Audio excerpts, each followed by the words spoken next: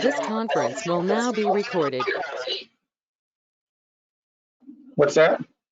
Do you see the icon down at the bottom of the screen so you can share your screen? Yes, sir. Okay. All right.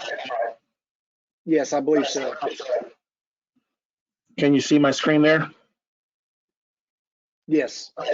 Awesome. Okay. Well, good morning, everyone. First of all, for those of you that don't or have forgotten who I am, I'm Wayne Mitchell, and I'm the President and CEO of the Nacogdoches County Chamber of Commerce.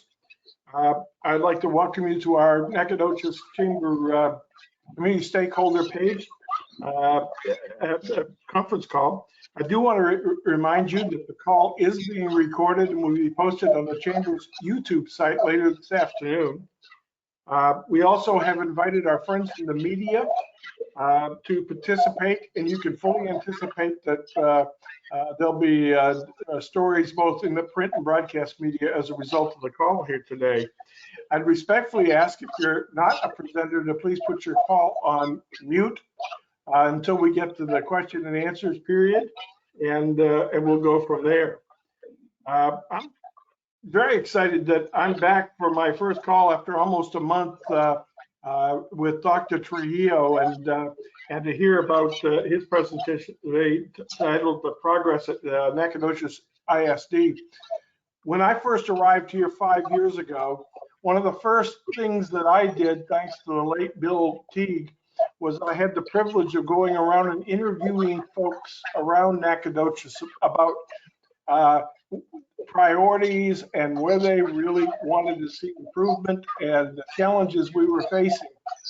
And there was clearly a top 3 items that I heard on that road tour, talking to community leaders, women and men, and in all different capacities.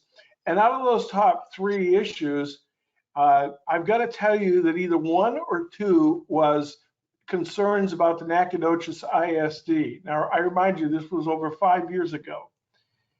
I'm pleased to say today that because of the work of the great staff at the NISD, several of them represented on this call, and Dr. Trujillo's immediate influence, I very rarely hear criticism of the Nacogdoches Independent School District. And I think that's a real credit to the community leadership, not the least of which stepping forward and making a major investment in the infrastructure and the construction, which the Chamber had the privilege of being a part of, at least advocating for that investment. And I've got to tell you that I think there's only great things to come for Nacogdoches in the future because of the faculty, because of the staff leadership and the administration, and certainly the fellow that I'm going to introduce to you now, Dr. Gabriel A. Trujillo.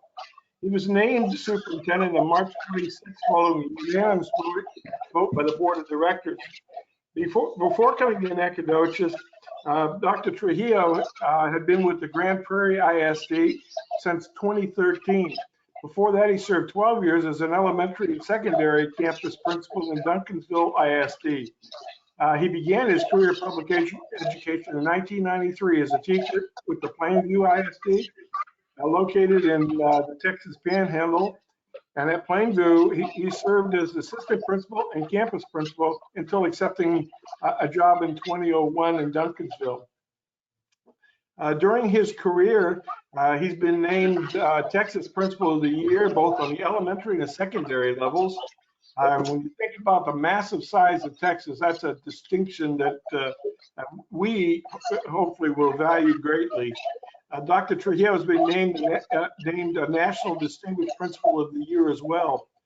He's a veteran of the United States Air Force. He's been involved with the Boy Scouts leadership and served on the education board of the Dallas Baptist University. He's also an HED Excellence Award winner with Grand Prairie ISD. And Dr. Trujillo earned a bachelor's degree in 1993 from Wayland Baptist University. He received in 1995 his master's from Wayland Baptist in education leadership and earned his superintendent certificate in 2001 from Texas Tech. And in 2018, Dr. Trujillo received his doctorate from Texas A&M University Commerce in educational administration. It's my pleasure to welcome Dr. Trujillo to the conference call, and we are all anxious to hear your comments this morning. It's all yours, Dr. Trujillo. Thank you so much. It's my pleasure to be here, and thank you for giving Nacogdoches this opportunity to come in and kind of share our successes. And the rain is not going to stop us.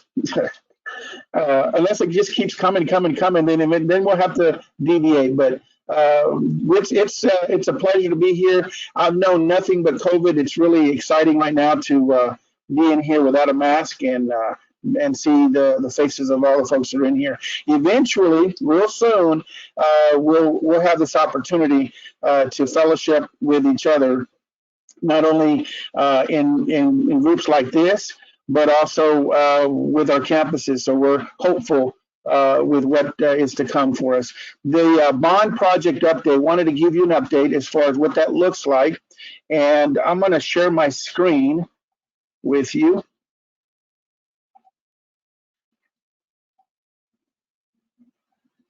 And let's see if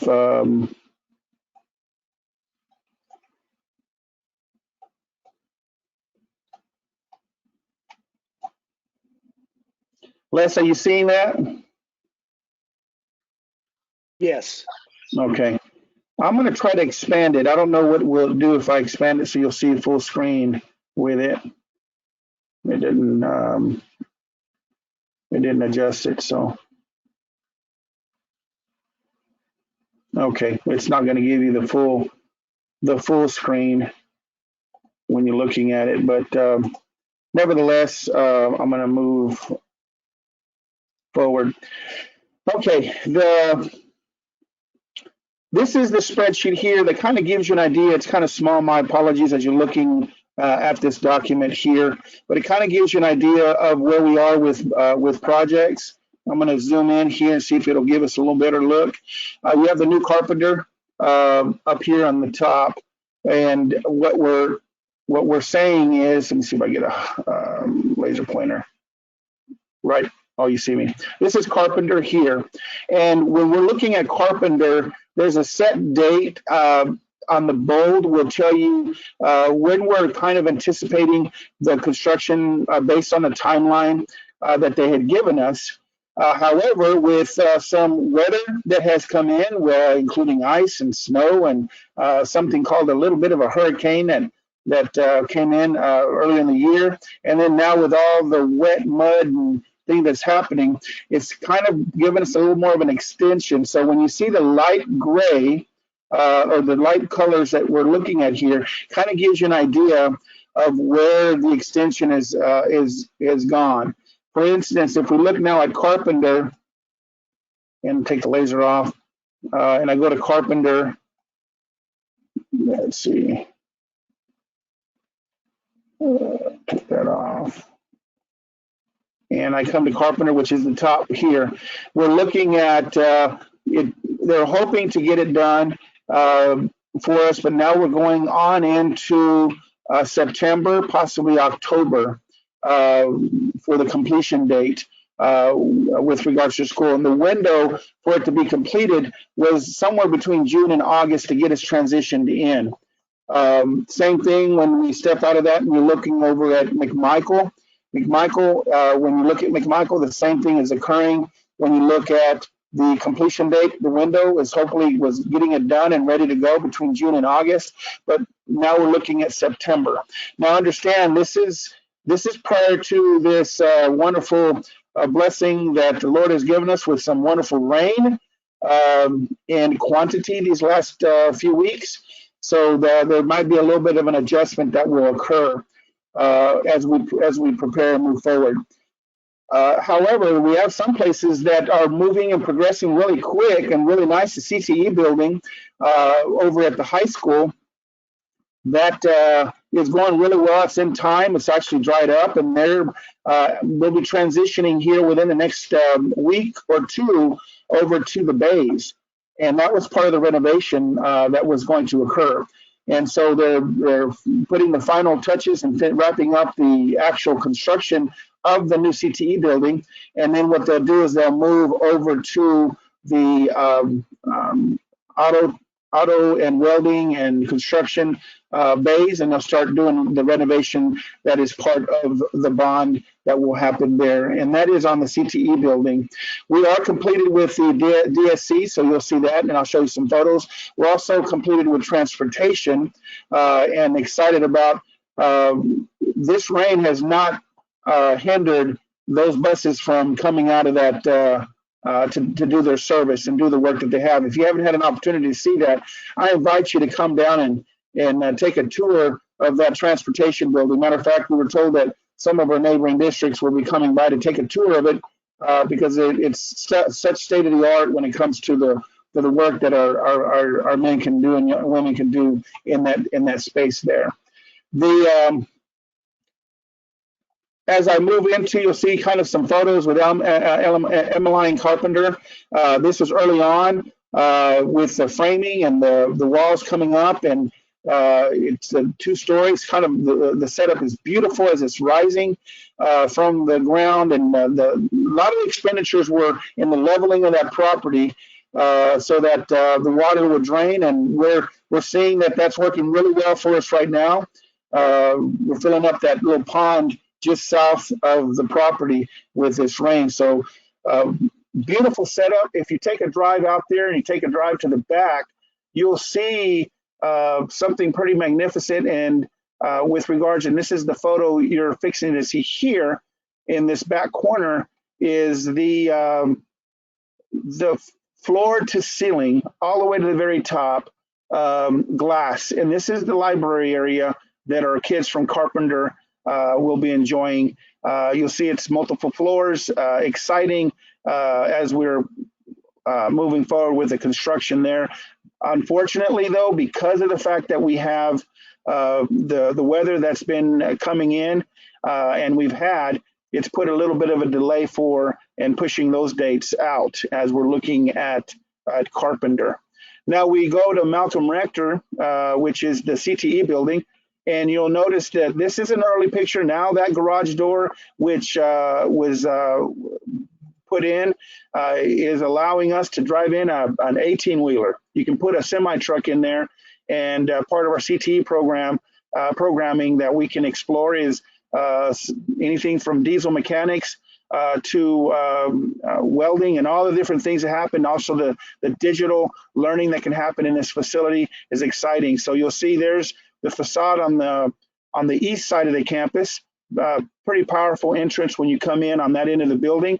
You'll notice in the center, or excuse me, to the right, is the floor to ceiling open. We have no plumbing, nothing there to obstruct, so that if we are building something, we can actually build it in that area and be able to pull it out and give the students a really dry area to be creative and create some of the amazing things that they can through the CTE program. Here's the garage door that we're talking about. You can actually pull a full-size bus all the way through there, or you can pull in a semi-truck or any kind of size of vehicle. You can pull in a trailered vehicle and be able to do some work in that area. We're real excited in exploring the partnership that we're going to have with organizations outside of the school district to be able to come in here and do some partnering with maybe the Texas Work Commission, and maybe with NEDCO, maybe with some of the folks with adult training and development.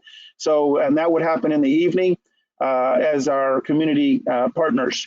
McMichael, this one's had a little bit more of a hiccup, and if lately, if you've watched the communication we put out, we've actually had to shut portions of that building down because the water intrusion, unfortunately, has found its way in.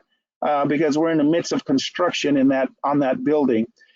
We've got multiple wings that are coming up to expand it so that we can bring our students from Mike Moses over.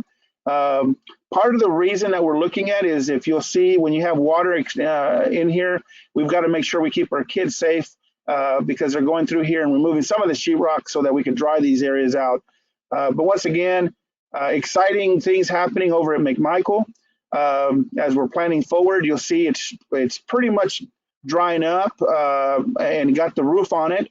The area that we're running into some problems right now is the water intrusion is coming into the older part that is right. If you see the new construction butted up to the old building, which is the McMichael current site, that's where the water intrusion is occurring. Fortunately for us, that has been dried out, and we're continuing to navigate that with some of our partners to get us occupying some of those hallways that we haven't been able to get into because of the weather. Great item to see is if you look at McMichael, they've done a tremendous job to make it look like the old structure that was there. If you look at the brickwork, it matches. It doesn't stick out as if, oh, that was added. So they've done a tremendous job to make it look as one building and one large structure for our students that are there. Exciting opportunity for middle school kids as we move forward. And you'll see as its progression in the photos, how the building is being wrapped, how the building is being dried out. And then this is a pretty exciting, and I'm going to tell you, this is a wonderful photo. If you would have seen the imaging as we were moving forward, this photo here is pretty amazing, and it's over at the District Support Center. And we took the Burke building here and did a lot of work to get it prepared, and it's a beautiful site, beautiful structure for our administrative teams to come in and for our teachers to use and be able to have that partnership that you have. This is where the nurses' bay at one time was located at in the Burke building, and each one of the wings that go off back beyond those doors that are straight ahead in this photo, and either to the right or to the left, with more of the patient locations. When you look at scope, kind of get you oriented to this space. We have multiple conference areas that we are able to meet with teachers, with the community, with folks come in and really showcase the amazing work and the tremendous direction that we're going in Nacogdoches ISD. We've had several visitors come in from surrounding districts and come in and just really their jaws drop and looking at the facility as a tremendous site. I will also tell you, walking these hallways and watching and talking to the staff, it's exciting for them to see something that they spend most of their waking days in this location, and they've really personalized it and made it their own. And this to the right is a kind of a community area to sit down and conference area, a sitting area as you're waiting. And we have a few waiting areas for our folks when they come in to be processed or be able to work with departments. This is the long corridor as you walk in from the south end of the building over to the north end of the building. Some tell me it's a little bit of a hike to get to one side or the other. It's a beautiful walk. Then you have a large conference area, training area that we will be utilizing it to its full potential with our teachers. You may have seen this area also in the board meeting because the board, we've held a couple of meetings here to kind of showcase that area. And so when we've done the Zoom meetings, that's where we've had the board present. This is a second conference area that we have. This is more of an executive conference area that we can meet with our business partners, with community folks. This is a wonderful area. To the right is a very barren, but that's my office. That's actually where I'm coming to you live from, is that space to the right that's there. By the way, if you look out those windows right there, one of the very few things I did coming into Nacogdoches was they gave me a walk through this building, and you'll see those big trees out there. And one of the things that I was told was there was going to be a parking lot, structure that was going to be put on this side. Well, if you look through those trees, there's no parking structure. One of the things I learned long ago, those trees are on Nacogdoches school property, but those trees actually also belong to the fine folks that have these homes that we're sharing property with. We want to be good neighbors, so I told them, you know what, we're not going to put a parking lot over there. Let's put the parking lot on the other side where there are no trees. And that way we keep our friends, and we're not having to destroy trees. So we were very cognizant, and I have a different appreciation for trees now that I've been here for several months on my property. I still love them. I just don't love them as much when you're having to continually take them down. So, but beautiful area there. I wanted to make sure you saw that with it. And I wanted to take this opportunity to thank you for your time. I know my time is brief. I will tell you this. None of our structures will sit empty. Let me see if I can get out of presentation mode. None of our structures will be sitting empty. You saw the timeline. Carpenter, we are continuing to work in the plans to make the move. But when we make the move, we want to make sure that we also are very diligent to the fact that our teachers need time. They will need time to unpack and set up their rooms. So making a move during the school year is likely going to occur, but we also want to make it timely and very cognizant of the fact that we have safety and security for our kids. When we're making the move, we will make the move expeditiously and also make sure that it's reflective to the needs of our teachers because they will have their items in boxes and having to move. Same thing with McMichael. When you look at that structure and the building that we have, we'll have a very well planned conversation about what that move may look and the timeliness of that, what that may occur. And we would look for a natural break in the calendar year that would allow us to meet that need, to make that move effective, safe, and productive for the kids, our teachers, and all the staff that will be supporting us with that. So I want to thank you for your time. If you have any questions with any of the things I presented, I'd be happy to answer those. Questions for Dr. Trujillo? Dr. Trujillo, just shifting gears a bit, I suspect you and your colleagues, other superintendents around Texas, are watching the actions of the Texas legislature at this point. Are you feeling comfortable with education funding as they move toward adjournment?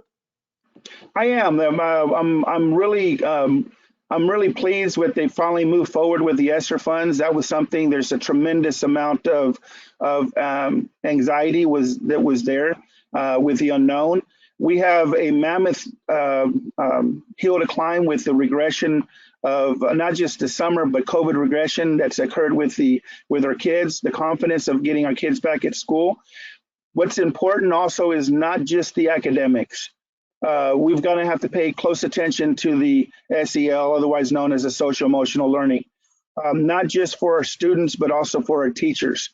I truly believe everybody that's on this Zoom or on this call and throughout the country, I don't believe there's a single one of us that have not been touched by an unfortunate loss in our family during this time. And so knowing that is we're going to have to be very cognizant of the social emotional support that we can provide our children in all of our campus from early childhood all the way up through high school.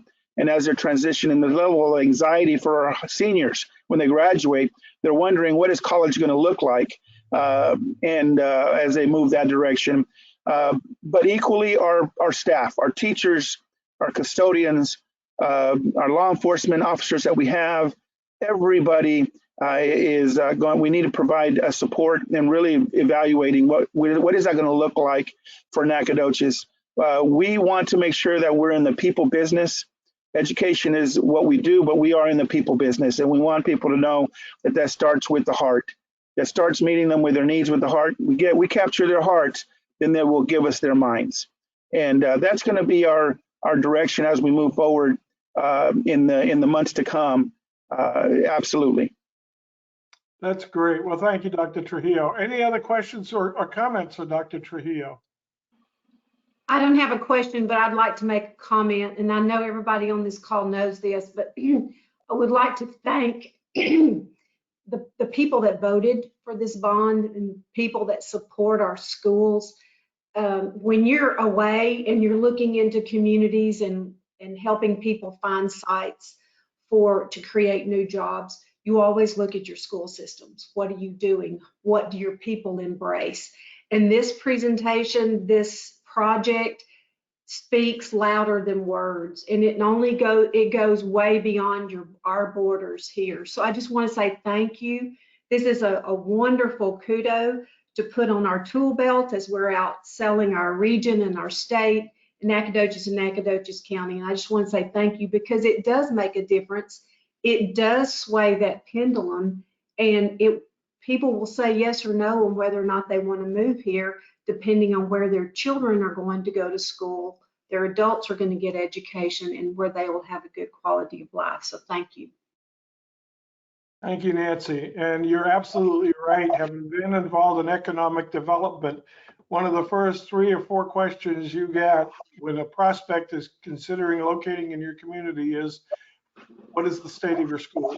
And I'm proud of what we can say today about Nacogdoches and the progress we're making, so. Other questions for Dr. Trujillo? Comment?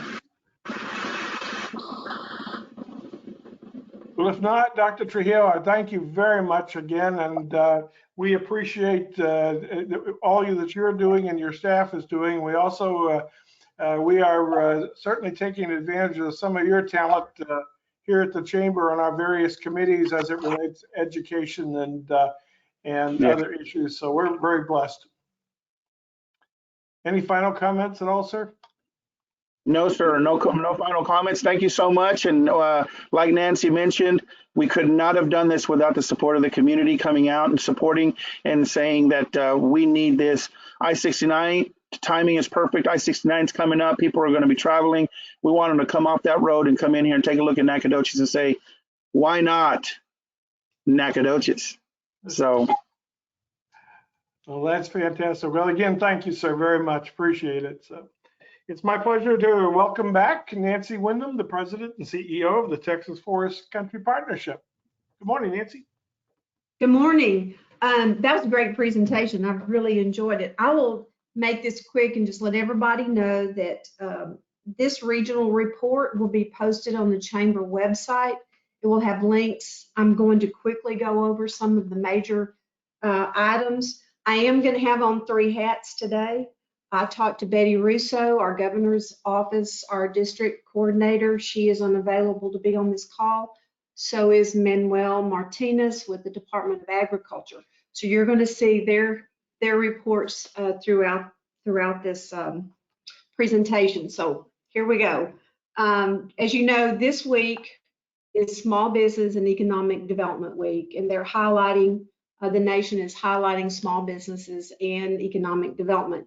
And we've got over 700 local and regional economic development organizations that are driving the state forward because of the partnerships, the economic development groups and the partnerships that you all make up. We are still keeping Texas #1 for 9 years in a row as the #1 place for economic development. There are some links that you will see that Governor Abbott is highlighting these. Also, Diane, it is Small Business Week, and I know we are out. We're going to be highlighting our regional small businesses on our Facebook page and on LinkedIn. We'll go back from some of our several summits. We'll have some highlights of small business. But did you know that 9 out of 10 businesses in Texas are small, and they employ nearly half of the state's workforce? So highlights to small business and to entrepreneurs. And Diane, appreciate all the work that you and your team are doing to help those get started. Also, there'll be a link provided for you this week on May 13th, 1 to 2 p.m. The Office of the Governor of Economic Development and Tourism is going to have a training webinar on starting a business. All of these are free. Also, the Governor's Office just announced a small business resource portal. And there will be a link there, and I have spent some time looking at this portal, and it is amazing the resources that are available for businesses out there, small and large, to help you with different things.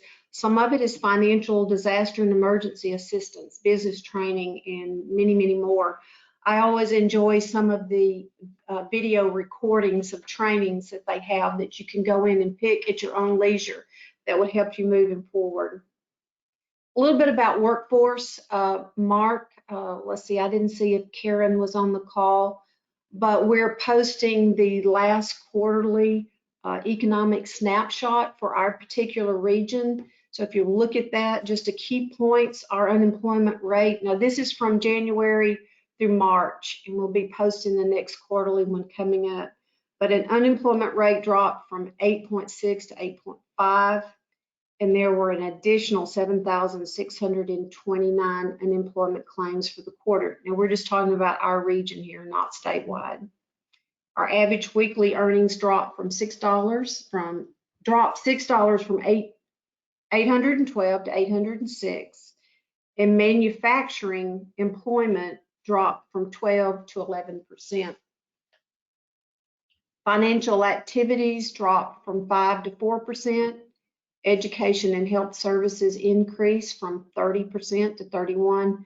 Leisure and hospitality increased from 9 to 10. If you look on that report, you can find much more information that's provided by our workforce, DPS Texas Workforce Solutions.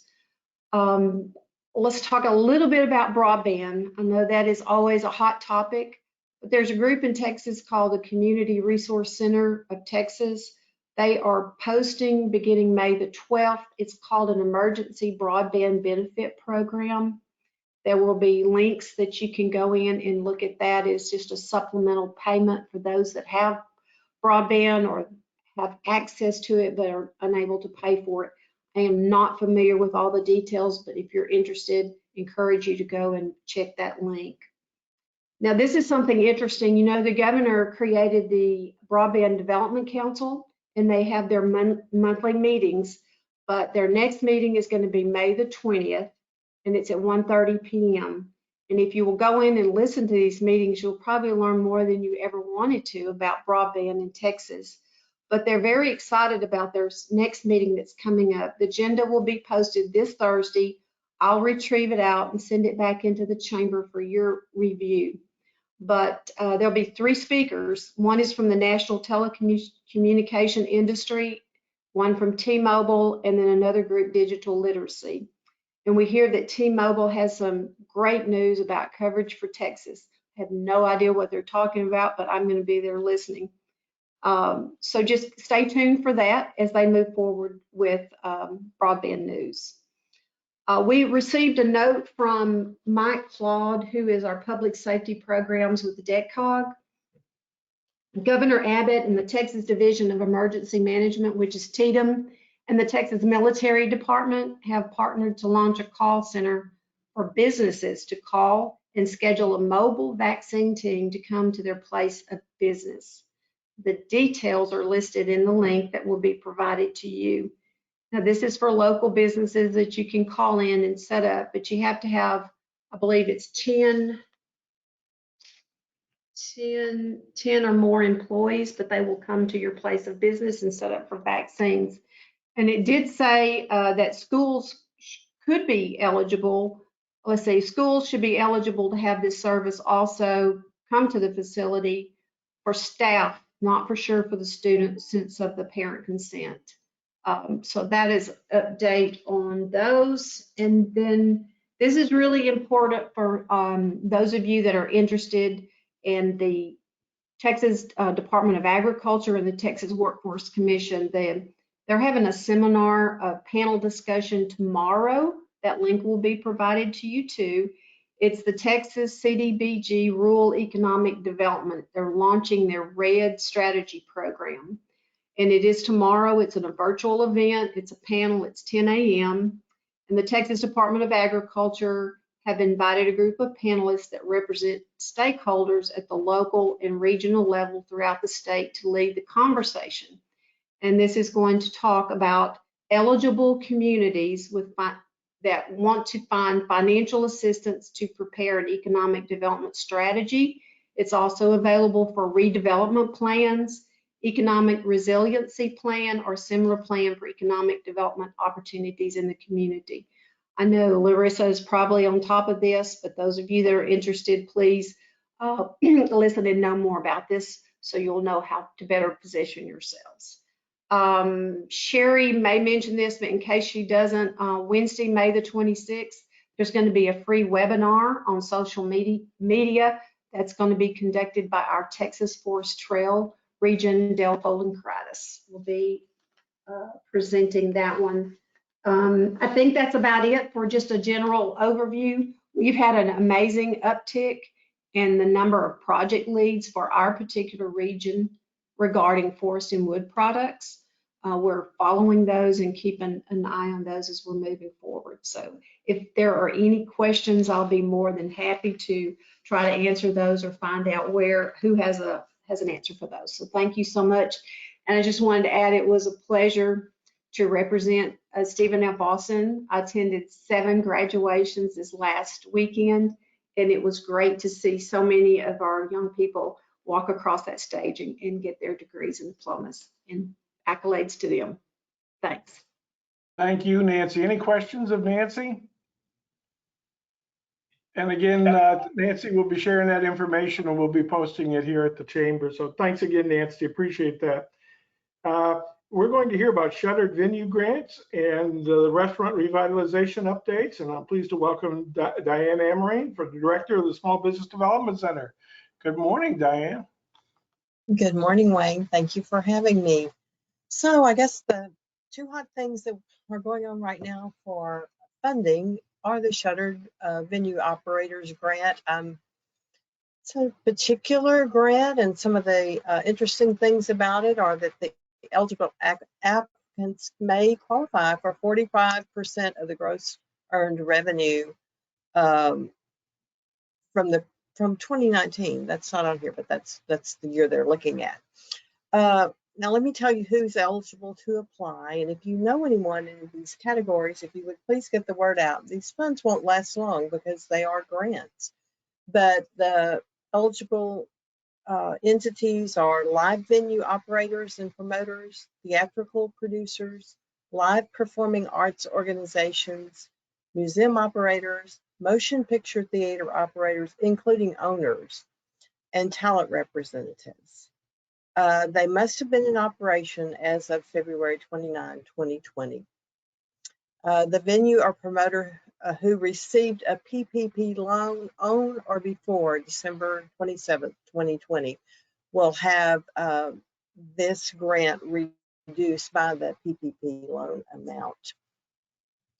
And an interesting thing is what these funds will be allowed, the use of funds. Include payroll costs, rent payments, utility payments, scheduled mortgage payments, not including prepaid principal, scheduled debt payments, worker protection expenditures, payments for independent contractors, not to exceed $100,000, or other ordinary and necessary business expenses, including maintenance costs, administrative costs, fees, licenses, states and local taxes and fees, operating leases in effect as of February 15, 2020, insurance payments, advertising, transportation, capital expenditures related to producing a theatrical or live performing arts production. Wide list of use of funds. They may not use the funds to buy real estate, to make payments on loans originated after February 15, 2020, make investments or loan, make contributions or other payments to or on behalf of political parties, committees, or candidates for election. Now, one of the real important things to remember about this is to have good record keeping, and I always stress this because record retention is so important in maintaining good records. So that's the shuttered venue grant. Our restaurant industry has been so hard hit by COVID. I was really glad that they offered this restaurant revitalization fund. And it's not just for what we consider a restaurant. So eligible entities are restaurants, but they're food stands, food trucks, food carts, caterers, bars, saloons, lounges, taverns, snack and non-alcoholic beverage bars, bakeries, On-site sales to the public must be at least a third of the gross receipts.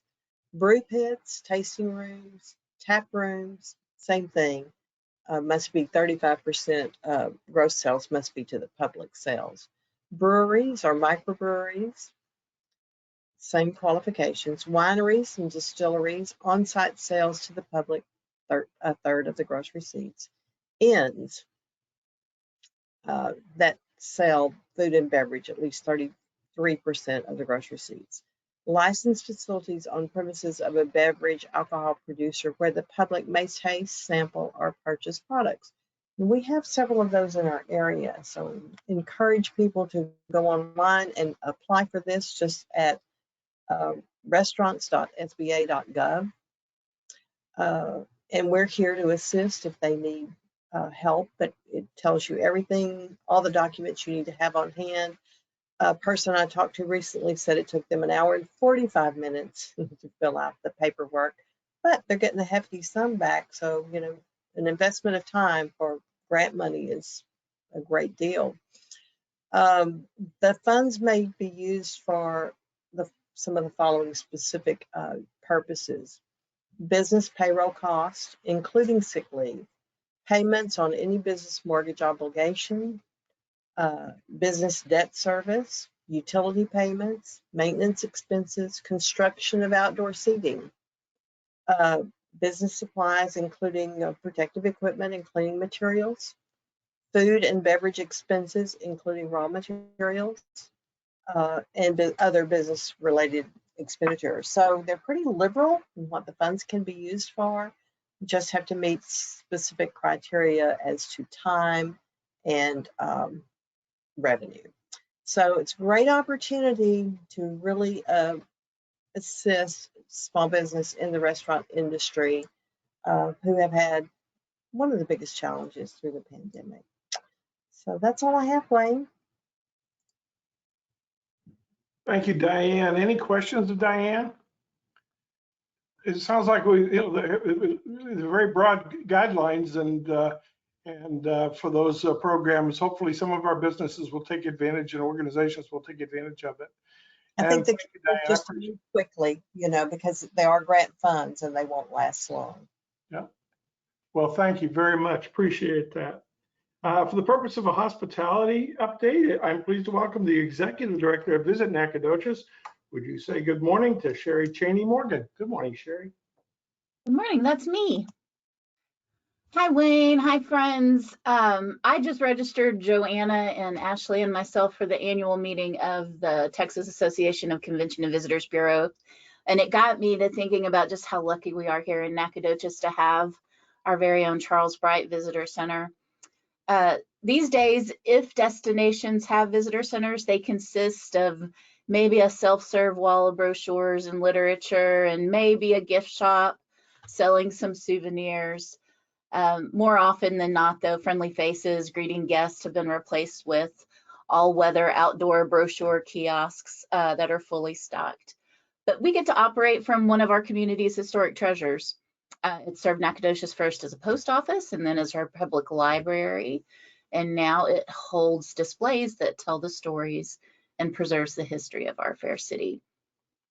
In community development, there's this concept called third space theory, which identifies places of gathering that fall between work and home. And our visitor center is a great example of one of these third spaces. Case in point is this past weekend on Saturday, the hosting of the Nacogdoches High School prom.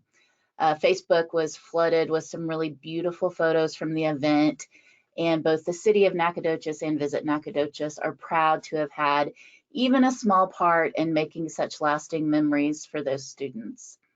Probably most impressive about our visitor center is our amazing pool of volunteers. They help us stay open 7 days a week. Pre-COVID, we were pretty hot and heavy into volunteer recruitment with our wildly popular Be Like Mike campaign, and we are officially ramping those efforts back up. we're so thankful to be a grant recipient of Junior Forum, and our grant comes in the form of them supplying us with volunteers on the weekend, but we still need more. Many hands make for light work. We have husband and wife duos that come in and volunteer together. It's a 3-hour shift. We schedule them out quarterly. We have father-daughter teams, but there's also an opportunity for you and your business to work shifts, and you can come in your branded shirts. We'll supply signage that reads "Today's welcome to the oldest town in Texas," courtesy of insert your name here. Sign up and get your limited edition Be Like Mike t-shirt, and you honestly will be amazed by what you learn about your hometown by volunteering. We hear it time and time again. People come in for whatever reason and they say, I've lived here my whole life and I've never been in here, or they don't believe us when we tell them of the countless number of international travelers that find their way to our little city here in, behind the pine curtain. But it's a great way to sort of educate new employees into the culture of Nacogdoches and the history, and just to get them plugged in and engaged. Along those same lines, Visit Nacogdoches will have 3 openings coming up for its board of directors. If you have an interest in taking an active role in the shape and direction of tourism in Nacogdoches, keep your eyes out on the city page for that application process. Board members are appointed by our mayor, Mr. Mize. And lastly, remember the Full Moon Summer Concert Series featuring Eagles Tribute Band, hot off of their sold-out performance at Bernhardt Winery in Plantersville, Texas, already gone, May 29th in Festival Park. Those tickets are available for purchase online and right here at your friendly neighborhood Charles Bright Visitor Center. As always, it's a pleasure to serve Nacogdoches, and we, from the bottom of our hearts, thank you all for your contributions in ways big and small in making Nacogdoches a great place to visit. Thanks. Thank you, Sherry. It's so good to see the restaurants, parking lots filling up on a routine basis now, people out traveling. You might be interested in knowing, we polled the chamber membership this past week about how many people are anticipating traveling outside of Texas in our membership. And out of 20-something, 25 or 30 responses, I believe, only 2 people said they were not going to. So people got their wheels on and got their wings on, and they're ready to go. So there you go. Again, thank you. For the purpose of a social service update, I'm pleased to welcome my friend and colleague, the President and CEO of the Nacogdoches Area United Way, Gary Lee Ashcraft. Good morning, Gary Lee. Oh, good. Good morning, everybody. For all of those of you who had comments on my adjusting of my camera, you know what I mean. So I want to tell you real quick, and then Caroline's going to take over, thankfully. We're real happy about Solid Foundation and John Cannings. He is offering transportation to folks who cannot get to a vaccination center, which Nita Humphreys talked about last week. They're ongoing now and giving vaccinations. And John primarily will be traveling in his nice vans to underserved areas, picking people up, taking them to Anita's place. There's a lot of coordination that has to go on with that, and so forth. So that if you have, if you're a part of an organization or a group or whatever, and you have those kind of needs, let us know, and we'll make sure that John gets the word, and he'll come and get them and take them to the vaccination site. Caroline, are you ready to talk about what is it you're talking about? Go ahead. I think I'm going to tell you guys about the Day of Caring. That's our annual United Way volunteer event where we recruit volunteers from our donor pool and anybody else who wants to participate in the community to go perform service projects at our partner agencies. We have 17 partner agencies this year. That includes Solid Foundation that Gary just mentioned. They have already turned in a project application. So has the treatment center, so has Love Inc. And I'm sure we're going to have more pouring in. We had 10 projects the last time we did this. We've done it 3 years. We had to skip last year. It started 2017. This will be our 4th day of caring. What we do is we gather volunteers in the morning, feed our wonderful volunteers breakfast so that they're strong and ready to go to work. The breakfast is sponsored by eTech this year. It'll be at the Expo Center. We're using the upstairs room. That is sponsored by Wendy Buchanan, Wells Fargo. We want people to have plenty of room to space out for breakfast, just in case anybody still has their, concerns about social distancing. We're trying to be sensitive to that. Likewise, the projects will provide opportunities to space out. A lot of them will be outdoors. But anyway, that is coming up next month on the morning of June 18th. It's just a morning project.